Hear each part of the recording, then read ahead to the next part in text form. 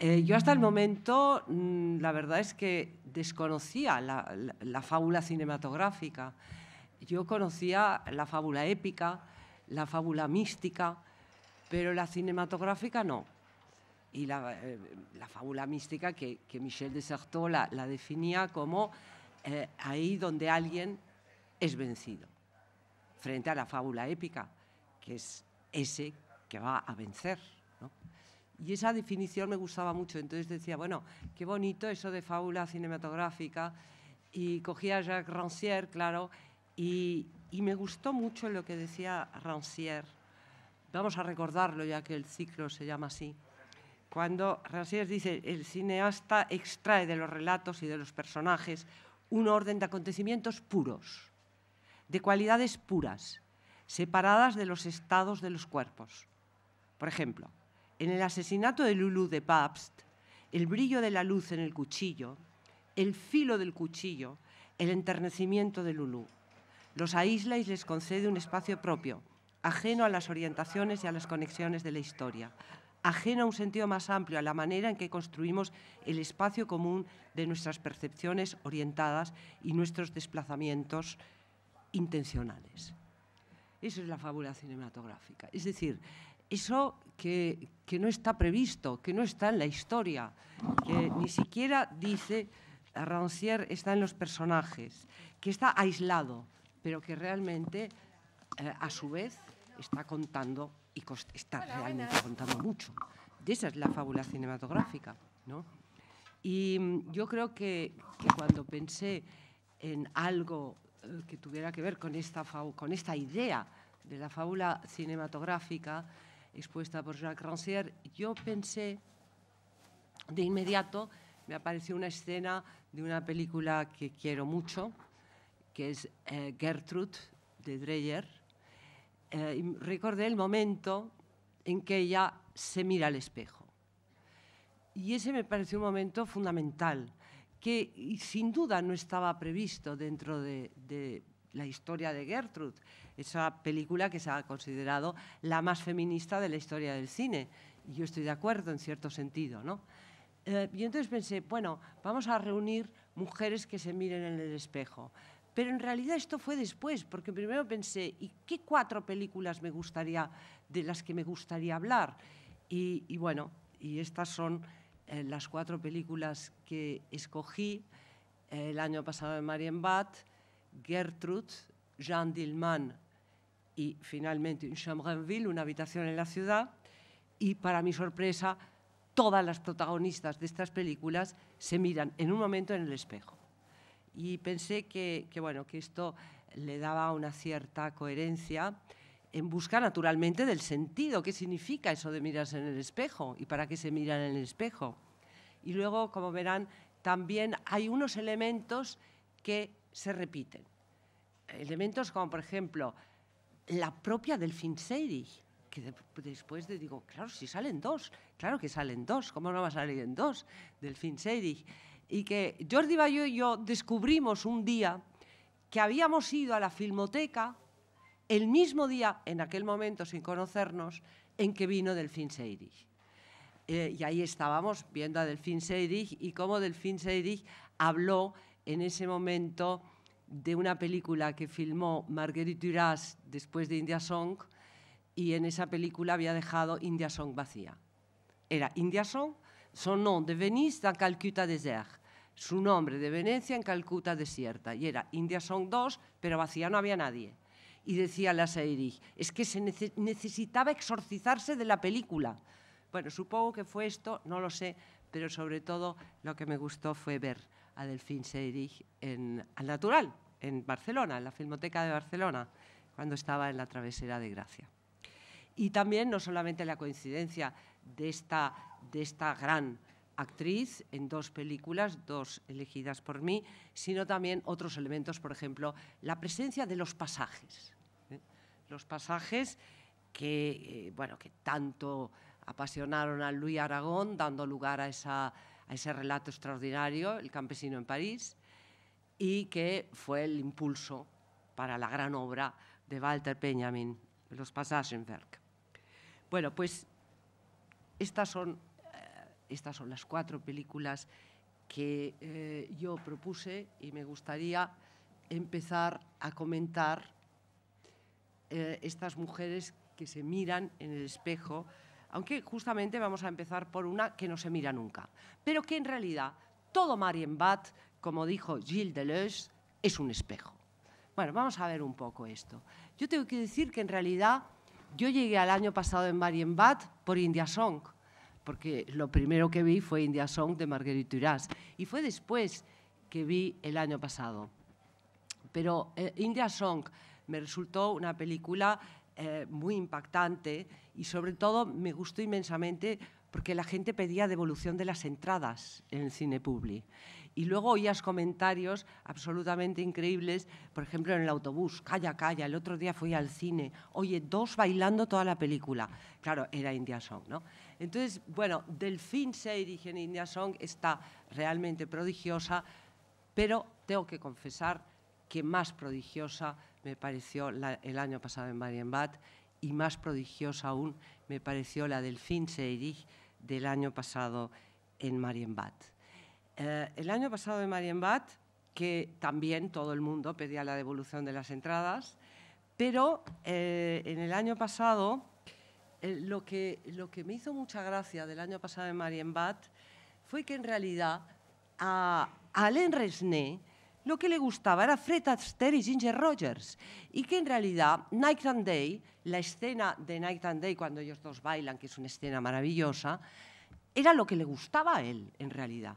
Y era bonito confrontar ese musical Fred Astaire y Ginger Rogers con lo que es el año pasado de Marienbad, claro, la película más rara del mundo, al menos en aquella época, en donde nadie entendía absolutamente nada del año pasado de Marienbad. Bueno, yo creo que esto forma parte del gusto de la Nouvelle Vague, porque en esos mismos años Chabrol dedica una crítica a Cantando bajo la lluvia en los Cahiers de Cinéma, que es una maravilla. Es la pasión por el cine americano, la pasión por Jane Kelly, que también supo recoger Jacques Demy, del que hablaremos al final, ¿no? Pero esta pasión por el musical americano, que esa imposibilidad, en principio, de hacer un musical en Francia en los años 60. Realmente Alain Resnais y Rob Grillet, porque yo creo que no se puede hablar del año pasado de Marienbad sin hablar de Rob Grillet, porque realmente, aunque no estaban de acuerdo en nada, al parecer, pero en cualquier caso, el producto que salió ahí es realmente ese discurso absolutamente maravilloso. Yo creo que uno de los mejores ejemplos de relación entre imagen y texto, yo creo que nunca lo he encontrado como en L'Année dernière à Marienbad. Cuando vas oyendo el texto de Rob Grillet y el otro va filmando ese espacio, ese lugar prodigioso que es el hotel donde todo ocurre en Marienbad. La voz que va leyendo el texto maravilloso del Nouveau Roman de Rob Grillet, la forma maravillosa, meticulosa que tiene Alain Resnais de filmar.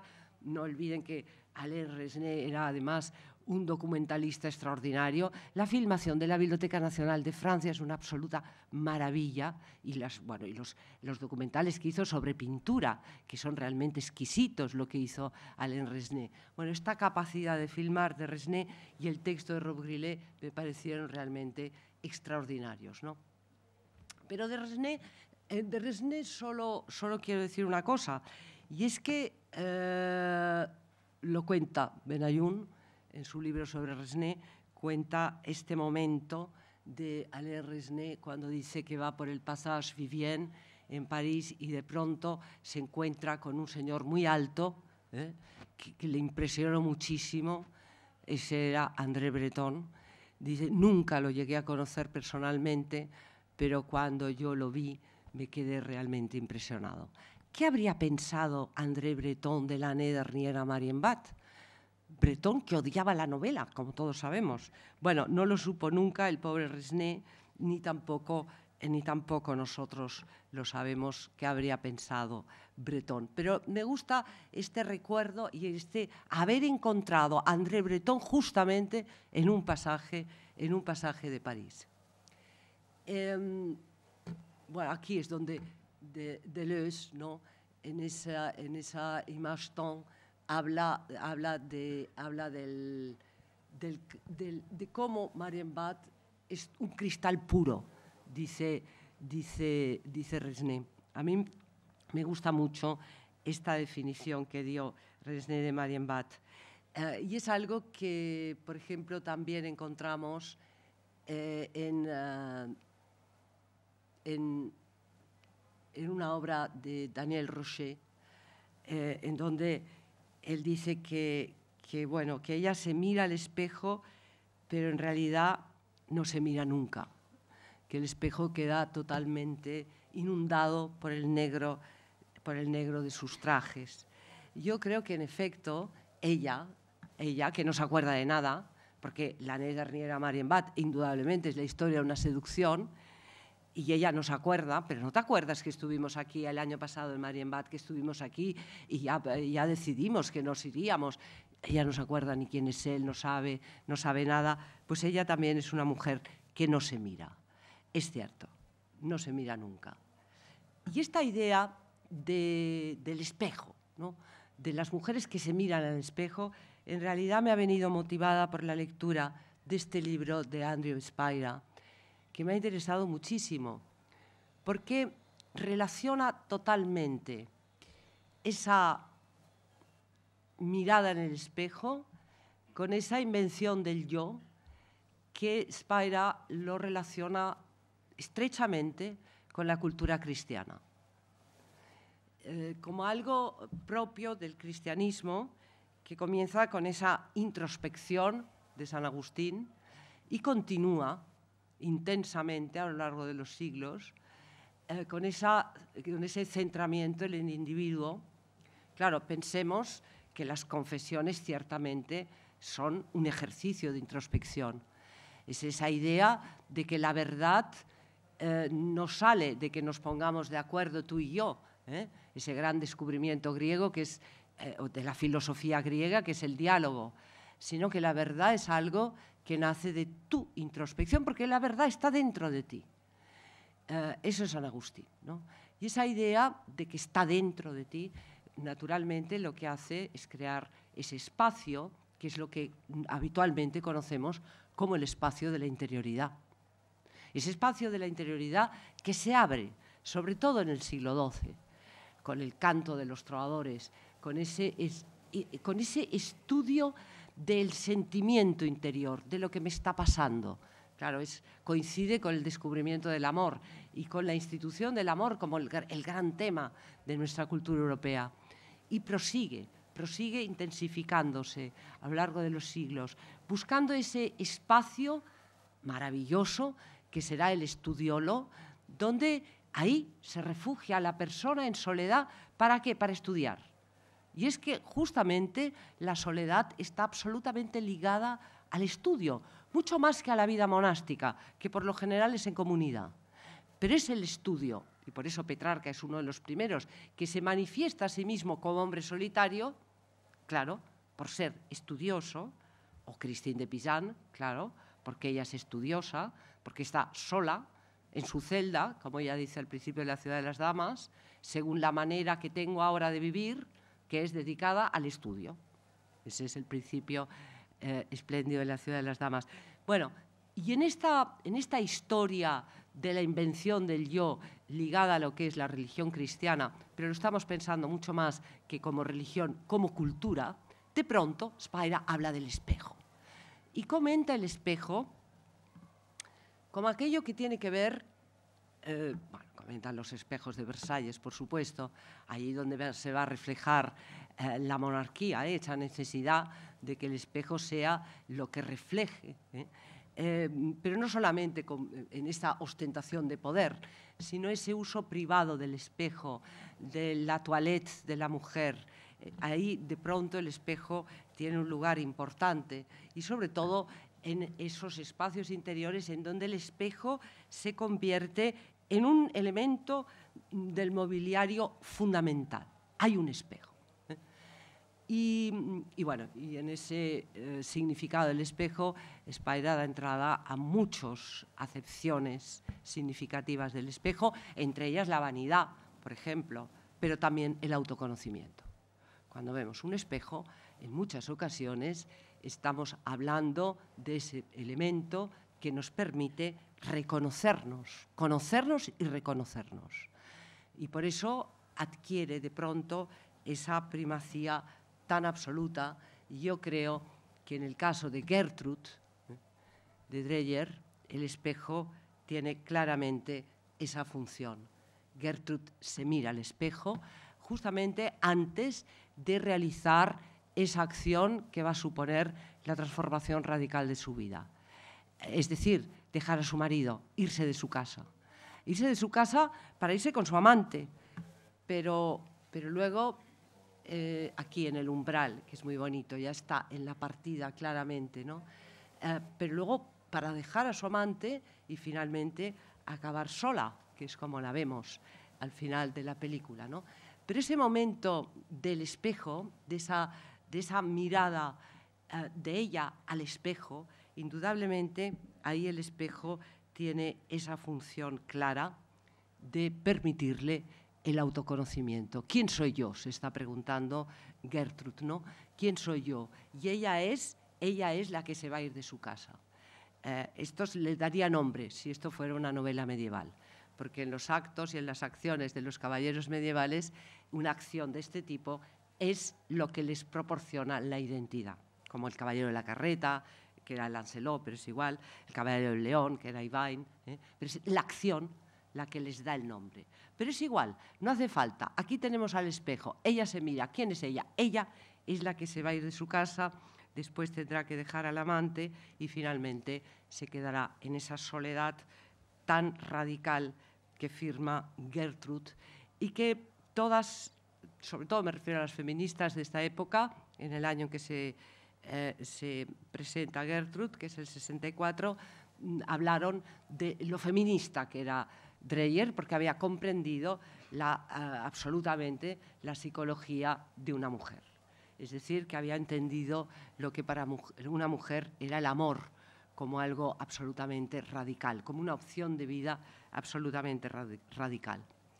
Yo creo que Gertrude es una película absolutamente maravillosa, pero yo creo que Gertrude simplemente fue una que creyó en el modelo del amor creado por los hombres. Eso que se crea desde principios del siglo XII en la cultura europea, justamente de nuevo con los trovadores, cuando pensaron en ese amor único, extraordinario, absoluto. Esto es un modelo masculino, pero curiosamente quienes lo creyeron fueron las mujeres, los hombres no. Quienes realmente lo creyeron fueron las mujeres, fascinadas ante todo ese proceso maravilloso que, por ejemplo, nos contó Andrés el Capellán en la segunda mitad del siglo XII. Primero hay que conversar, después viene la mirada, después viene otro tipo de aproximación en donde vamos a ver aquello que nos gusta, finalmente aparece ya la relación física más próxima, pero todo en una gran lentitud. Claro, todo esto para evitar la violación, eso por supuesto. El amor cortés busca crear una distancia civilizada entre el hombre y la mujer. Pero esa seducción que es de lo que hablan nuestras películas, ¿no? El año pasado de Marienbad, o de la que habló también Fred Astaire y Ginger Rogers, esa seducción es la que finalmente atrapa a la mujer porque la cree realmente verdadera. Y de una índole realmente muy distinta es esta gran película que acaban de decir que es la mejor de la historia del cine. Yo esto no lo sé, pero yo la he visto hace muy poco. Volvemos a encontrarnos con Delphine Seyrig. Yo la he visto hace muy poco y me quedé absolutamente extasiada con este film de Chantal Akerman. Porque me quedé hipnotizada casi. Yo pensaba, qué barbaridad, 3 horas y 13 minutos. ¿Quién va a poder ver Jeanne Dielman, no? Y bueno, recuerdo que en un momento, yo lo veo todo en ordenador, para crítica de una gran amiga cinéfila, ¿no? Pero yo lo veo perfecto. Entonces, me quedé sin batería. Por poco me muero cuando me quedo sin batería. Me tuve que trasladar corriendo, y ya llevaba 2 horas y media, ¿eh? Pero corriendo, ¿no? Yo pensé, bueno, la verás en 3 días, así lentamente, como si fuera una serie. No, qué va. Es algo prodigioso. Yo no sé si ustedes han visto Jeanne Dielman, pero es algo prodigioso porque esa cámara fija de Chantal Akerman, en donde vemos ese plano en que va entrando y saliendo Jeanne Dielman, es algo apoteósico.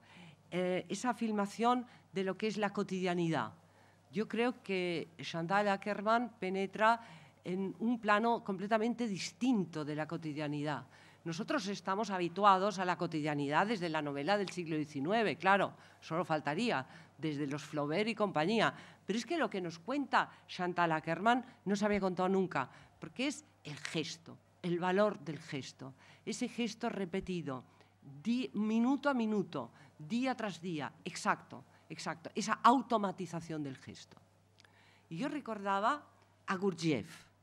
Recordaba a Gurdjieff por Remedios Varo, recordaba a Gurdjieff porque ella con el Leonora Carrington fue una gran discípula de un alumno de Gurdjieff en México, ¿no? Y recordaba que Remedios decía, sobre todo lo que nos enseñaba Gurdjieff era a evitar la mecanización. O sea, todo era un ejercicio para justamente evitar esa mecanización. Pero esto a mí me trajo grandes problemas porque de pronto... Aquí, bueno, este es el momento en que ella se mira al espejo, claro. Justamente en ese día que ya se ha roto, se está rompiendo la mecanización y eso le va a conducir al gran desastre. El gran desastre seguro, ¿no? Ese gesto final, ¿no? Tremendo, tremebundo, que no lo voy a decir por si alguien no ha visto Jeanne Dielman, no se puede ni mencionar. Pero es en ese momento, justo antes, que ella se mira en el espejo. De nuevo está diciendo, ¿quién soy yo? ¿Quién soy yo para hacer lo que voy a hacer? ¿No? Entonces, ¿quién soy yo? Soy yo esa que va a hacer eso que va a hacer. Bueno, como les digo, me trajo un gran problema porque indudablemente la vida de Jeanne Dielman es atroz, en esa repetición constante de los gestos, en esa vida que uno intuye que es completamente vacía, en esa soledad. Claro que alterna su labor habitual, que es la de ser ama de casa, con la prostitución, muy reglamentada, muy controlada, parece, ¿no? Pero eso, de inmediato, cuando estaba viendo Jeanne Dielman, de inmediato recordé una obra que a mí me fascina, que es La Catherine's Room de Bill Viola, que es una obra, La habitación de Catalina, se refiere a Catalina de Siena, a una mística. Cuando Bill Viola lleva a cabo todo ese ciclo extraordinario que son The Passions. Entonces, es de 2001, ¿no? Y que, como muchas de las obras de Viola, sale de una obra antigua, como es esta predela de Caterina de Siena, de Andrea de Bartolo, ¿no? En donde ella lo que hace lo que hace Bill Viola es, fíjense, reproducir exactamente la misma estructura de la predela, esas 5 partes, y la sitúa en la parte de arriba, colocándola bueno, dentro del vídeo, pero manteniendo exactamente la misma estructura. Y además preguntándose o respondiendo con su obra a la misma pregunta a la que responde la predela, ¿no? ¿Qué hace Caterina de Siena durante todo el día?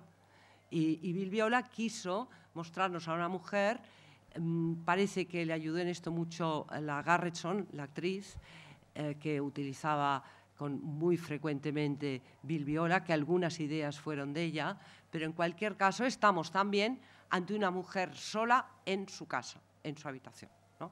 Estamos en esa idea de soledad y qué es lo que hace ella y durante cuánto tiempo. Y entonces es muy bonito porque Viola abrió una ventanita, en la que vamos asistiendo tanto al orden del día como al orden de las estaciones. Y entonces, bueno, y estamos, como están viendo, ante una gestualidad que también podemos entender como una gestualidad mecánica, como un automatismo. Esta hace todos los días, va a hacer lo mismo, ¿no? Lo mismo. ¿Y qué tiene que ver? ¿Y cuál es la diferencia entre Jeanne Dielman y Catalina de Siena, incluso la Catalina de Siena de Bill Viola? Pues la diferencia es abismal. abismal, pero es muy parecida, pero la diferencia es muy grande, ¿no? ¿Y en qué consiste? Bueno, consiste en que, en el caso de Catalina de Siena, tanto la de Andrea de Bartolo como la de Vil Viola, aquí no hay automatismo, no hay esa mecánica, sino todo lo contrario. Hay repetición de gestos, pero a través de la atención. Eso es la vida santa, y esa es la gran diferencia. Jeanne Dielman no es una vida santa, eso está claro. En cambio, Catalina de Siena lo es. Porque en realidad, y eso es lo que pretendía Gurdjieff, ¿no? Es decir, cuando es lo que nos cuenta la filosofía zen, cuando laves el arroz, lava el arroz. Y cuando hagas el té, haz el té. Es ese estar volcado en el presente, en el momento. ¿Con qué? ¿Y por qué estás volcado en ese momento y en ese presente?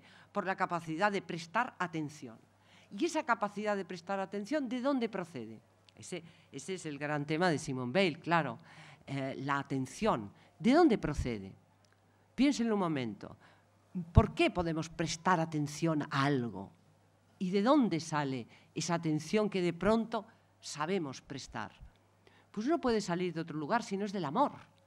Tú solamente puedes atender aquello que amas o que te interesa, pero es que es lo mismo, ¿no? Entonces, esa atención es la que en principio está implícita en una Catalina de Siena y también en esa vida tan simple que se le ocurre a Vil Viola mostrarnos en esa serie que es Catherine's Room.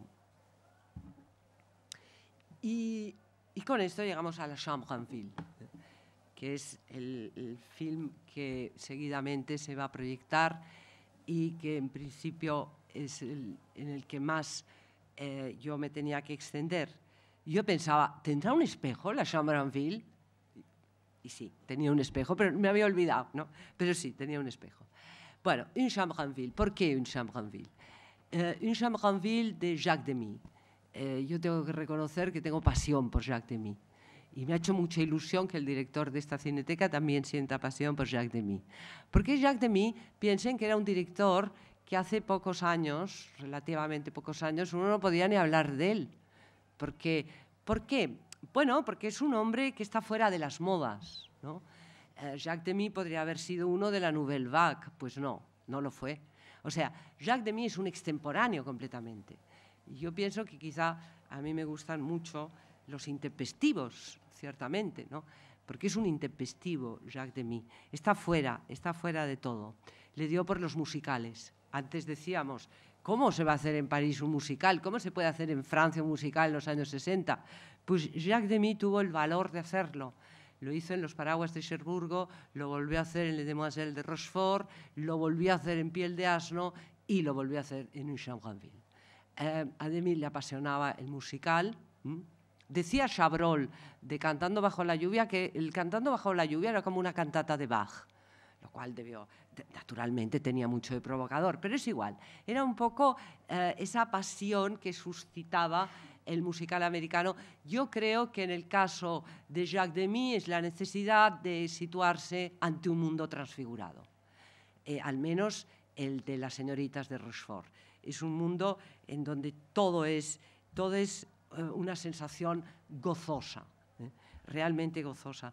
Pero me gustaría empezar por el principio, y el principio, aquí tienen a Jacques Demy, a la izquierda, en un pasaje, porque naturalmente está filmando en Nantes, y esta es Anouk Aimée. Este es el primer largo de Demy, Lola, filmado en Nantes y el pasaje de Nantes.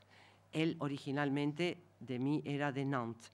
Pero la pasión por el pasaje yo creo que también le viene no solo de ser de Nantes, es el pasaje de la Pommeraye, que es muy famoso y que se conserva perfectamente frente a lo que pasó en París, que los destruyeron todos, ¿no? Casi todos, queda uno o dos, ¿no? Pero generalmente toda la urbanización de París y el Boulevard Haussmann significó el final de estos maravillosos lugares de sueño, como decía Walter Benjamin, ¿no?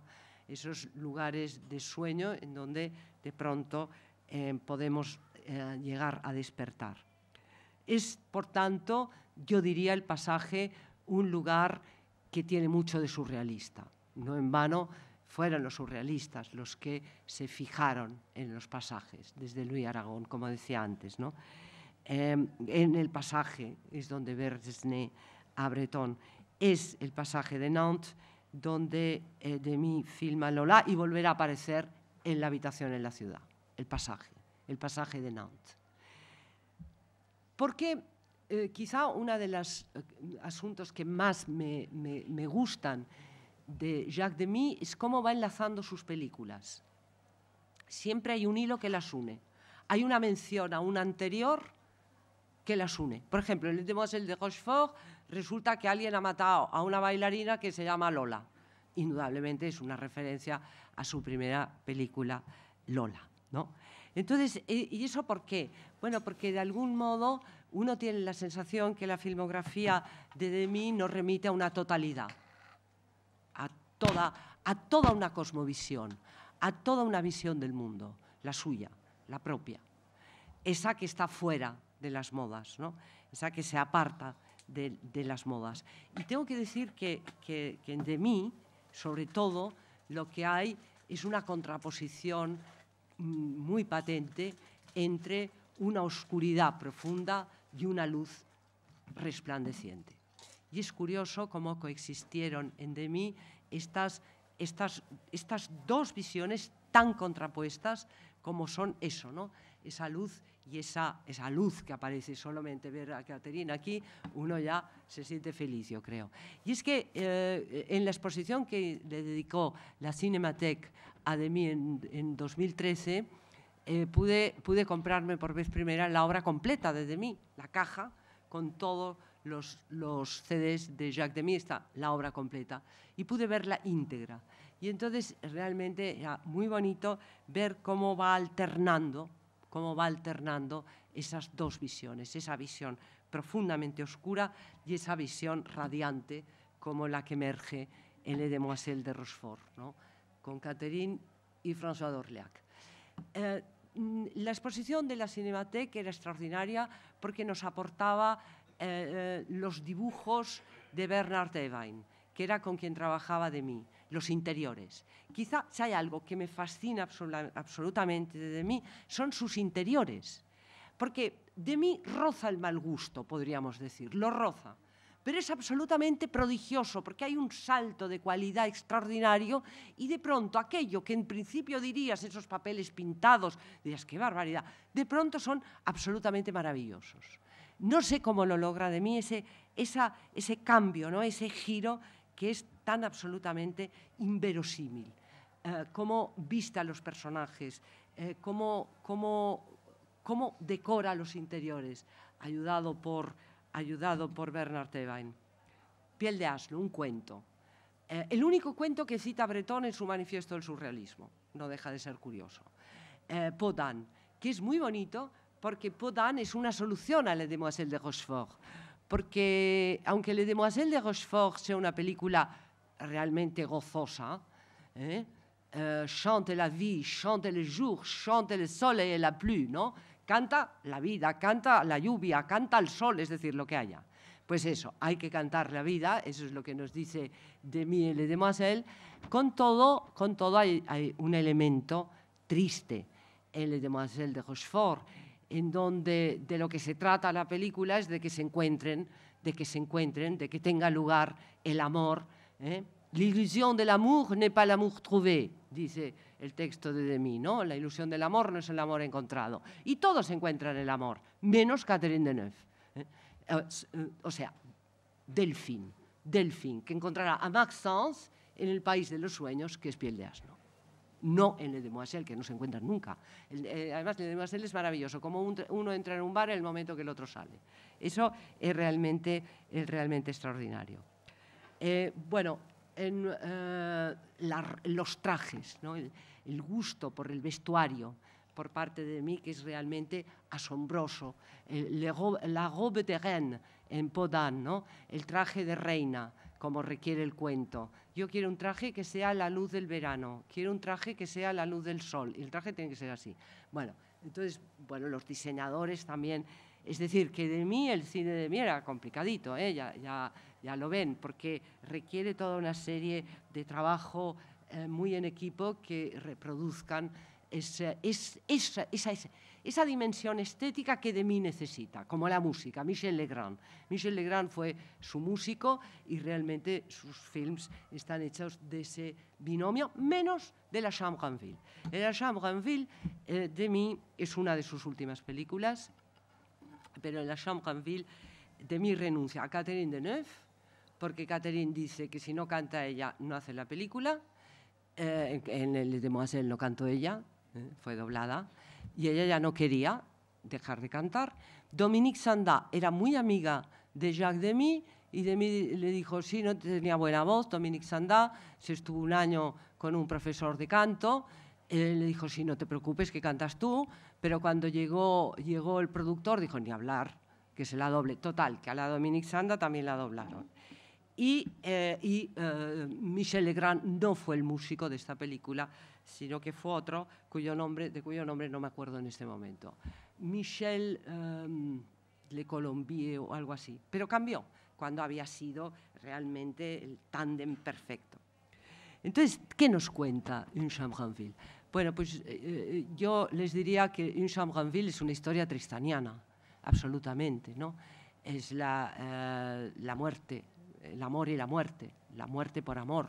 Y es esto la historia, ¿no?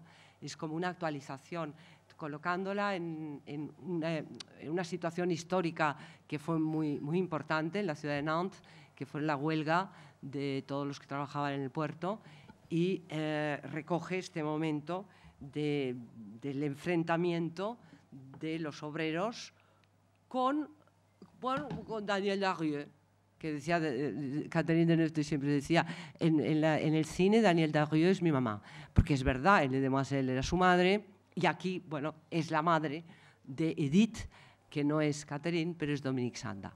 Daniel Darieux, una aristócrata que tiene que renunciar a su título porque se casa con un burgués, se convierte en Madame Langlois y es una señora, pues, bueno, ya ven un poco el escenario, la típica burguesa, que en su casa, como no tiene un duro, a pesar de todo, tiene que albergar a Guilbaud, que es el que se va de huelga, y el obrero, de quien naturalmente se va a enamorar Edith, que es su hija, y que va circulando por la ciudad con un abrigo de bisón y sin nada debajo, y que está casada con un pobre desgraciado marchand de télé, que es Michel Piccoli, que está estupendo, pero un hombre tremendamente gris y tremendamente espantoso. Y la película, y todo en el pasaje, porque él tiene la tiendecita de televisiones en el Passage de Nantes. Y bueno, y eso es realmente muy, muy bonito. Aquí estamos cuando ella llega a casa de su mamá, que no quiere volver más al domicilio conyugal, como se dice habitualmente, y entonces dando vueltas por su casa, ¿no? Ve una gorra y le dice, ¿y esto qué es? Y la otra le dice, hombre, ¿qué es que se sale? Dice, y la otra le dice, c'est une casquette. Y la otra le dice, hombre, évidemment, je le vois bien, lo veo perfectamente. Dice, ¿pero de quién es? Y dice, es de Guilbaud. Y entonces ella se pone la gorra y se mira en el espejo. Bueno, en este momento podemos decir que ella también, a partir de ese momento, ya sabe todo aquello que va a ocurrir. Se va a enamorar de Guilbaud, nada más salir de casa de su madre, y será un accidente imprevisto en la huelga, lo que acaba con la vida de Guilbaud, y ella se pega un tiro. Y esto es Une Chambre en Ville de Jacques Demy. Bueno, estas 4 películas, yo no sé si a ustedes les habrá parecido, pero yo he querido trazar un hilo que las uniera todas, siendo todas ellas muy distintas, sin duda. Pero para terminar me gustaría un epílogo para terminar, y es que yo creo que cuando vemos una película, el cine también funciona como una pantalla, el cine que es una pantalla, perdón, funciona como un espejo. Es decir, en muchas ocasiones nos vemos, ¿no?, en la pantalla, nos vemos por lo general idealmente. Yo creo que nos miramos en esa pantalla, es un espejo, y el cine puede ofrecernos una imagen ideal, ¿no? Y yo hoy quiero confesarles cuáles son mis 4 imágenes ideales que me han acompañado en las distintas edades de mi vida. Claro, la cosa va cambiando. Creo que están mal, o sea, las ordené mal, porque en realidad, no, está bien ordenado. Desde luego la primera fue Catherine Deneuve. En la idea de que no es Catherine Deneuve, es Delphine, por supuesto, ¿no? Es Delphine, porque aquí vemos que Catherine va a hacer lo que le dice Jacques Demy. Curiosamente, es el Jacques Demy que se ha valorado muy poco, hasta hace una fecha muy reciente. Catherine Deneuve siempre dijo: a mí me ha enseñado a hacer cine Jacques Demy y Roman Polanski. Y esto lo repitió siempre Catherine Deneuve. Y es que, bueno, aquí lo vemos, ¿no? Porque quizá lo más esplendoroso de Delphine en Le Demoiselle es cómo anda por la ciudad. Es algo que es un espectáculo, ¿no? A veces hay cosas como muy sencillas, como ella anda por la calle, es un espectáculo, ver a Catherine Deneuve andando. Es como lo que decía Resnais, es que a mí no me hace falta música, porque cuando Delphine se dirige a hablar es como si cantara. Tenía razón, cuando Delphine se dirige a hablar no hace falta ninguna música porque es un canto, ¿no? Entonces realmente estoy hablando no tanto de actrices como de personajes y de lo que encarnan, ¿no? Entonces nos vemos en esos personajes, nos gustan infinitamente y nos gustaría imitarlos y los imitamos de vez en cuando, ¿no? Y este fue mi primer espejo adolescente. Poco después, por supuesto, Katharine Hepburn, sobre todo en Historias de Filadelfia. Charlotte, aunque se hizo famosa por El portiere di notte, esto es Carne de orquídea, que yo creo que es de Patrick Chéreau, que era un hombre de... Yo recuerdo la crítica en La Vanguardia, la recuerdo perfectamente, porque la crítica en La Vanguardia la hacía un señor que se llamaba Martínez Tomás, que no sabía nada de cine. Y entonces pero era infalible. Cuando Martínez Tomás en La Vanguardia decía no vayan a verla porque no se entiende nada, tú ibas y era una maravilla. Esto es lo que pasó con Carne de orquídea, que fue una película maravillosa, como L'Homme blessé. No sé, recuerden que Chéreau es el que hizo la magnífica mise en scène de Bayreuth de la tetralogía wagneriana. Era impresionante Chéreau. Bueno, pues la Charlotte de jovencita era algo impresionante. Y quiero acabar con Tilda Swinton, que es lo último que me ha dejado boca abierta después de verla en esa habitación de al lado de Pedro Almodóvar. Bueno, pues nada más y muchas gracias por su atención. Gracias.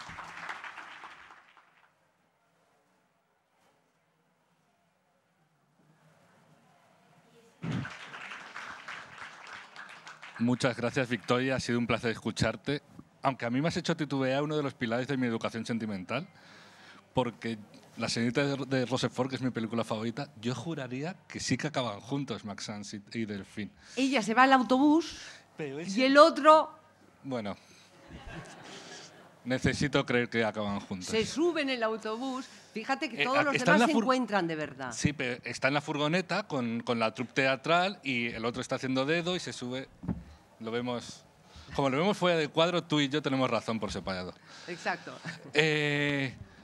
Tenemos tiempo para 3 preguntas más o menos. Yo tendría 1000 preguntas que hacer, pero me parece egoísta hacerlas, así que si quieren, levanten la mano.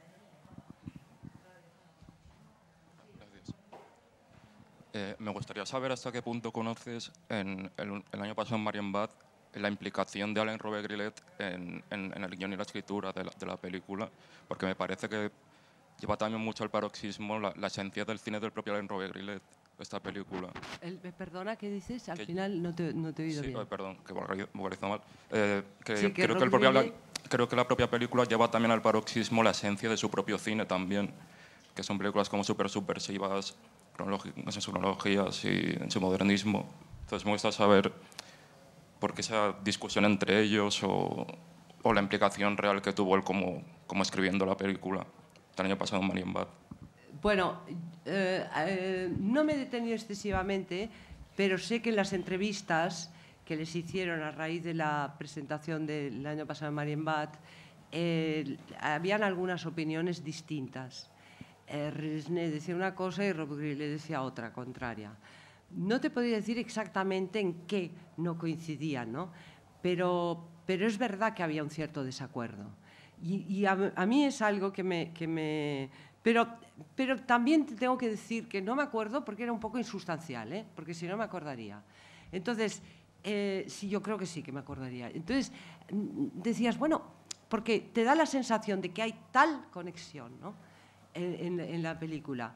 Ves tan, como decía antes, ¿no? Es tan perfecto ese texto, le couloir, venga, los pasillos, le couloir traversé y tal, y la filmación de Resnais tan meticulosa. Es de una perfección que es absoluta, ¿no? Entonces parece como imposible que no hubiera, ¿sabes? Pero recuerdo que se había comentado y que alguno de los críticos, no sé si Benayoun o Rocher, lo recogía comentando, es verdad que había muchas cosas en las que no estaban de acuerdo. Siento no podértelo ampliar más.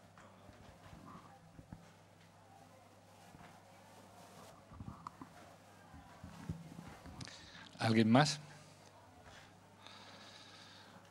No, pues a mí sí que me gustaría preguntarte una cosa, Victoria, que es que realmente el espejo es como un motivo visual quizá el más recurrente en la historia del cine, y yo me he acordado de Orfeo y el Testamento de Orfeo, de Cocteau, donde están atravesando continuamente espejos, y en un momento dado el personaje de Jean Maguet dice, no es textual, pero es algo muy parecido, dice, no sabía que los espejos tenían tiempo.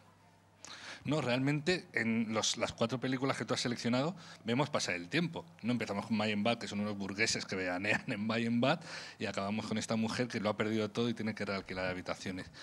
Es decir, ¿tú también crees que el cine funciona como una especie del espejo del tiempo en el que está siendo hecho? Yo creo con Kandinsky que todo artista es hijo de su época, y el cine, cuando estamos hablando, en este caso yo creo que estamos hablando de un cine de autor realmente, ¿no? Entonces yo creo que en todo, por supuesto, ellos tienen un mundo y viven en ese mundo, ¿no? Y yo creo que hay una relación indudable entre la época histórica en la que se hace un film y una época y otra, por supuesto. Eso afecta incluso a cineastas tan aparentemente poco sensibles a la contemporaneidad como Dreyer. De hecho, Gertrude está hablando de un momento muy concreto de la mujer. Sí, es curioso. Pero de todos modos yo creo que también, si analizamos Dreyer, Gertrude es muy distinta de un Ordet, por ejemplo, desde un punto de vista fílmico, ¿no? O sea, mantiene algún elemento, pero ha cambiado Dreyer también. Y tampoco han pasado tantos años, porque ahora no me acuerdo cuándo es Ordet, pero Dreyer, que es del 64, ¿no? Y Ordet, no me acuerdo de qué año es Ordet, tampoco han pasado tantos, y sin embargo estamos en un mundo muy distinto. Y yo creo que en ese sentido Dreyer se hizo eco de ese mundo en el que, fíjate, 4 años más tarde aparecen todas las feministas en París, y entre ellas Delphine Seyrig, ¿no? Entonces yo creo que en este sentido Dreyer es muy adelantado al hacerse eco de una mirada que es propiamente femenina. Y Ordet es otro mundo completamente distinto. Y Dies Irae es otro mundo incluso estético. Fíjate, y Juana de Arco. Bueno, eso ya... Sí, que es la austeridad pura. Este interín es para que alguien haga la última pregunta. Y si no hay... Vale. Hola, Victoria. Hola, ¿qué tal? Mira, me gustaría que comentaras, porque lo acabo de pensar, entre la selección de películas, claro, yo soy muy fan de Delphine Seyrig, claro. Marienbad y Gendarme también son, de alguna manera, hay un eco entre las dos, ¿no? O sea, esta especie de repetición, no sé si eso lo has tenido en cuenta o no. No. Claro, pero en el fondo... Yo veía Jeanne Dielman y decía, madre mía, qué bien lo hace, qué bien, cómo está Delphine. Pero es otra que no se parece en nada a la de Marienbad. Completamente, pero al mismo tiempo, claro, cuando piensas que la actriz es la misma y que está metida en una dinámica de repetición como sin salida, como una especie de... Pero Marienbad no hay repetición. Yo no diría que en Marienbad hay repetición. Por el año pasado y se acabó. Habría que darle una vuelta a eso, claro. Yo no creo que haya repetición en Marienbad. O sea, no hay. Lo que no hay es esa automatización del gesto repetitivo y constante, ¿no? Que Ya. esa es la intención de Chantal Akerman. Marienbad, yo creo que no es eso, ¿no? No sé, yo tengo una lectura muy particular de Marienbad que tiene que ver con la invención de Morel, de Casares, de y claro, Casares. y esta idea, ¿no? Siempre Pero, se ha hablado de esa relación entre la invención de Morel y el año pasado. Sí. Gracias. Pues nada, ya solo queda agradecer a Victoria sus palabras, todo lo que hemos aprendido, y pasamos a ver Una habitación en la ciudad, olvidando el final que nos han contado. Muchísimas gracias.